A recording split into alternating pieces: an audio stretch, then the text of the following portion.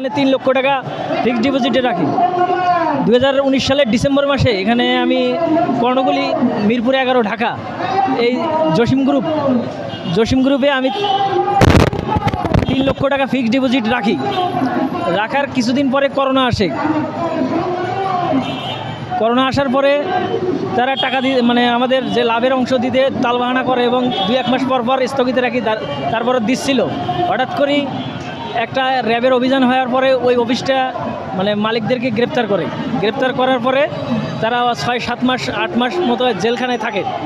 জেলখানা থেকে বের হয়ে আসার পরে কর্ণফুলির মালিক জসিম গ্রুপ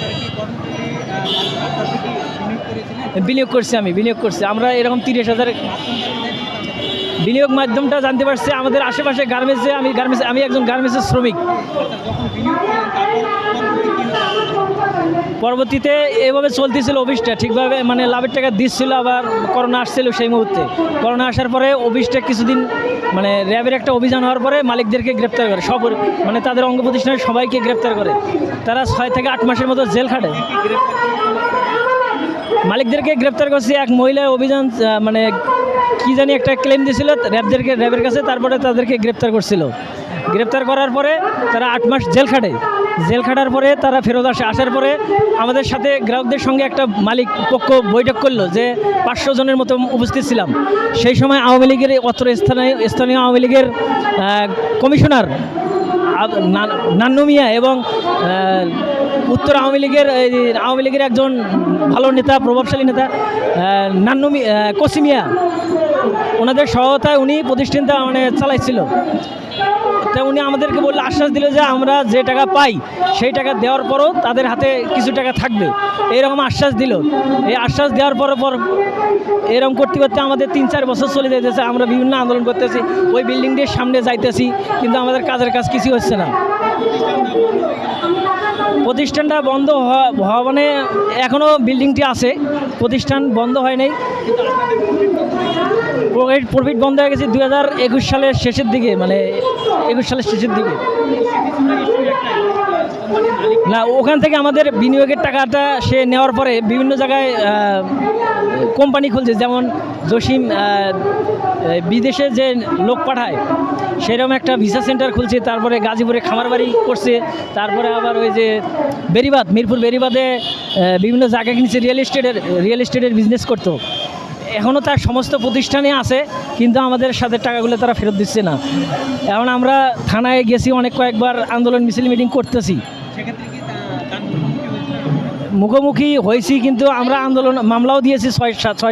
6টা থেকে 10টার মতো মামলা হয়েছে, কিন্তু আমাদের না, তার ওই যে একবার আশ্বাস দিয়েছে, তারপর থেকে আর তাদের সাথে কোনো মানে আমার মুখোমুখি হয়নি, তাদের আর খোঁজ পাওয়া যাচ্ছে না। পরবর্তীতে এখনও বিল্ডিংটি সে বেচার জন্য অনেক তালবাহানা শুরু করছি। বিল্ডিংটির দাম প্রায় 5-6 কোটি টাকা হবে। এখন বিল্ডিংটি বিক্রি করার জন্য সে অনেক তালবাহানা শুরু করছে। কিন্তু আমাদের কথা হচ্ছে ওই বিল্ডিংটি যদি বিক্রি করে তাহলে আমরা যে আন্দোলন করব, কার বাসার সামনে যা করবো, আমাদের তো কোনো আন্দোলন করার জায়গায় থাকবে না। তা আমরা চাই আমাদের যতগুলো গ্রাহক আছে, 30,000 গ্রাহক এখানে আছে, কারো ফিক্সড ডিপোজিট আছে এবং কারো ডিপিএস আছে, 5 বছর মেয়াদি ডিপিএস আছে, 3 বছর মেয়াদি ডিপিএস আছে। তা আমাদের টাকা এখানে প্রায় 500-600 কোটি টাকা আছে।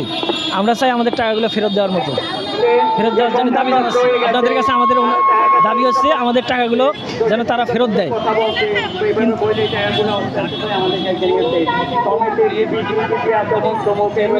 চেয়ারম্যান উনি কর্ণধার, তার পরিচয় হয়েছে, তিনি হচ্ছেন নাম মোহাম্মদ জসিমউদ্দিন, মিরপুর 11 পল্লবী থানা, ঢাকা। ঠিক আছে, উনি আগে আওয়ামী লীগের দলের সাথেই ছিল। সেটা তারা হচ্ছে মিরপুরের 11 যে কমিশনার আছেন মোহাম্মদ আব্দুল নান্নু মিয়া কমিশনার এবং কসিমিয়া, আপনি আওয়ামী লীগের একজন ভালো নেতা ঢাকা উত্তরের, তাদের ছত্রছায়ায় প্রতিষ্ঠানটি চালিয়ে আসছিল। কিন্তু এখন যেহেতু আমাদের প্রশাসন পরিবর্তন হয়েছে, সরকারও পরিবর্তন হয়েছে, অথচ আমাদের কেউ নেতৃবৃন্দ আন্দোলন করতে গেলে পরে তাদেরকে আরও ওই আওয়ামী লীগের সাথে জড়িয়ে ছবি এবং ভিডিও এডিটিং করে তাদের নামে মিথ্যা মামলা দিচ্ছে। এবং আমাদের এই মাসে চলতি মাসের 25 তারিখের রাতে রাত্রে, অর্থাৎ এটা হচ্ছে গত মাসের এপ্রিল মাসের 25 তারিখের রাত্রে 3টার দিকে সাদা পুলিশের ধারে যায় বাসায় গিয়ে তারা আলামিন নামের একজন নেতা আমাদের সমন্বয়ক ছিল, আন্দোলন নেতৃত্ব দিয়েছিল, তাকে মিথ্যা মামলা দিয়েছে। সকালবেলা আমরা থানায় গিয়েছি যে তাকে কেন গ্রেপ্তার করা হলো। তারা বললো যে হ্যাঁ জসিমউদ্দিন, আমাদের ধারণা তারা জসিমউদ্দিন মামলা দিয়েছে, ছাত্র জনতার মামলা দিয়েছে। আমরা প্রত্যাশা করি এই জসিম সাহেবকে গ্রেপ্তারের প্রত্যাশা দাবি জানাচ্ছি, এবং আমাদের টাকা যেভাবে আদায় করা দরকার তারা যেন আমাদের সুদৃষ্টি নজরে দেখে। আমার নাম মোহাম্মদ জাকির হোসেন।